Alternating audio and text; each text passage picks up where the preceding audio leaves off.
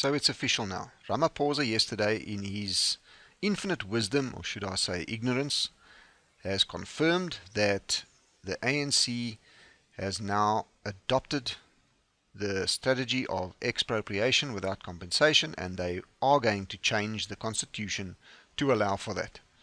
Now, apart from this being the death shot for South Africa, the rand has already fallen. I'm sure anybody in their right mind will know what the ramifications are going to be for South Africa from now on out. I think we need to start facing reality now. I think we need to basically stop talking. I think if anybody has seen footage of these meetings held to discuss whether we should or should not change Section 25 of the Constitution to allow this to happen, will know that what these meetings or I wouldn't say escalated into, they fell or downgraded into, what they de-escalated into was an absolute abomination of ignorance, of stupidity, of communist rhetoric, and just absolute bullshit. On the picture on the screen, you can see a picture of Durban yesterday. This is the tip of the iceberg. South Africa is in for more and more and more of this. Let's have a look at what is going to happen from here on out. Okay, the ANC is now confirmed. First of all, they promised the people land. And they promised them that they were going to take the land from the white people, essentially, and give it to them.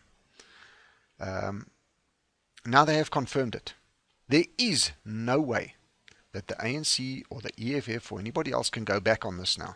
If they did, if they even tried to do that, what you see on the screen now will be a walk in the park compared to what is going to happen.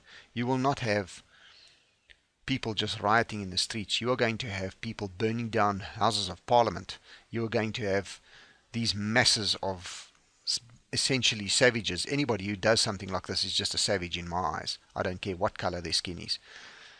But if they try to go back on their word now, they will be wiped out. And I mean wiped out physically. These masses of ignorant, uneducated people are going to take them out. So there is no ways that they can go back on this now. It's going to happen. So what is going to happen when that does take place? In my opinion, the whites who own farmers, the whites who own land, the whites who own property, anybody, not just the whites, black or white, it doesn't matter. I shouldn't just be saying whites. Even if you are black, if you own property, if you own a farm, I say we should defend it.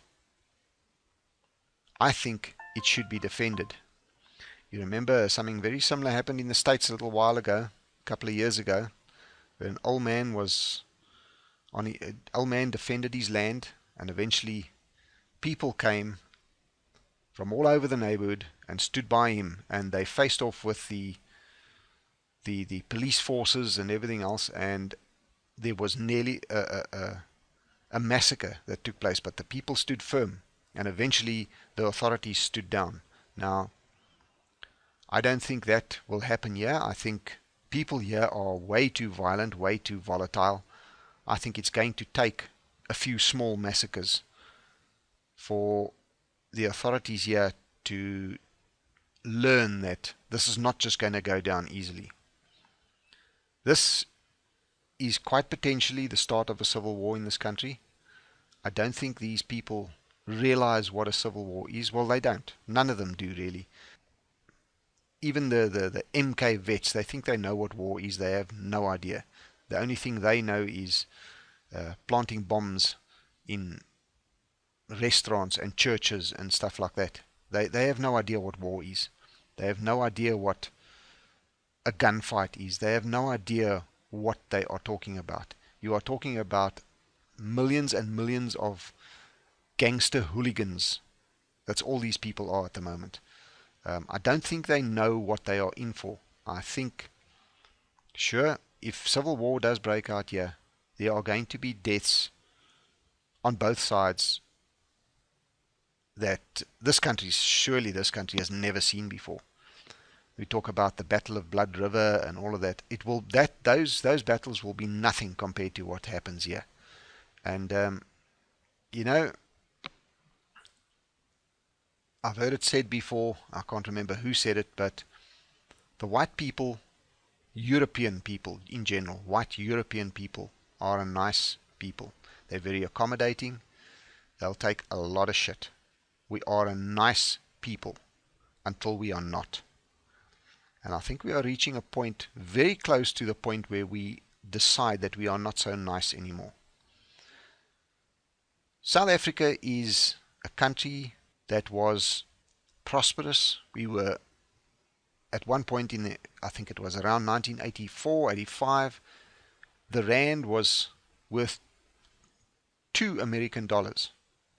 I don't know what the exchange rate is today, but it's well over 13, I'm sure. 13 rand to the dollar. We have massive unemployment. We have massive violence. We have the society here is septic at the moment. It is disgusting. We have a people who have adopted communism and are hell-bent on enforcing it now at the expense of the entire country. The ANC has adopted this policy for one reason only: to stay in power. This is exactly what Mugabe did. Once you have nothing more to offer them, I mean, election after election, they have made promises to the people that they cannot keep, that they are not capable of keeping. The land is the last resort. They've now promised them the land, exactly the same as Mugabe did. From here on out, it is going to be chaos and ultimately starvation. Maybe that's not a bad thing.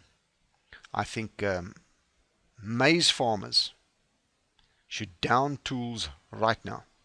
They should be supported by their fellow farmers farming other crops, or they should start farming other crops. Stop farming maize. Cause a maize famine in this country. Let's see how these people do when they are starving, because that is their staple diet. I think it's time to take off the gloves now and stop playing with these people. What we have in this country is the equivalent of the school being run by a bunch of immature 13-year-olds. Except we've got them running the country and calling the shots. This is what is happening in this country. The murder rate in this country is something unbelievable, and that is only due to savagery. These people, life doesn't mean a thing to them. They say they're not scared to die, but they die so easily. Unfortunately, they breed faster than they die, and that is why the population is so big at the moment. It's a terrible situation, but I don't see any other way out from here now other than total chaos. I think the white population in this country, specifically the white population, and other races of landowners or property owners, if there are, I'm sure there are plenty, they need to prepare themselves now, and they need to prepare to defend themselves with their life and with anything they can lay their hands on. I think this is tantamount to a declaration of war now. I don't think, well, as soon as they start this process, I think it's a declaration of war. I don't think, well, it's not a case of thinking. I know the rest of Africa has already proven. Mozambique, Zimbabwe, Angola has all proven that this process is not, it does not work. It cannot work. It will never work. Communism has never worked. But there's always the saying, real communism has never been tried, and we are going to get it right. No, my friend, you're not going to do that experiment here. And I think it's time now for the city dwellers, people who live in cities, to start to join organizations like AfriForum, like I think it's K7, what do they call themselves? Um, Organizations that are set up to protect the farmers, because the farmers are going to become the first targets. When you hear the word land, you think of farms, and in their mind, it's white-owned farms. I think we need to start volunteering now to get out there and protect these farms. And if we have to, protect it with everything we have.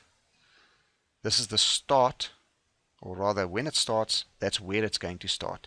If we can stop it there, I think we can minimize loss of life. But if it gets past that stage, I think it's a done deal. This country is done for. Unfortunately, I don't see any other way. This is chaos, irresponsible chaos. Ramaphosa, it just proves he's no businessman. He's never been a businessman. His wealth was given to him on a platter by the ANC and their backers, financiers. There is no ways that any decent businessman would treat a country which is essentially a business, to treat it like this.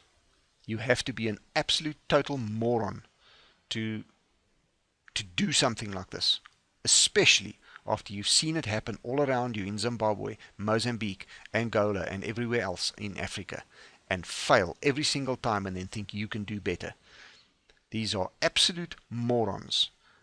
It's a well-known fact. The average sub-Saharan IQ is around 70, which for an adult is borderline moronic. These are morons in control of our country.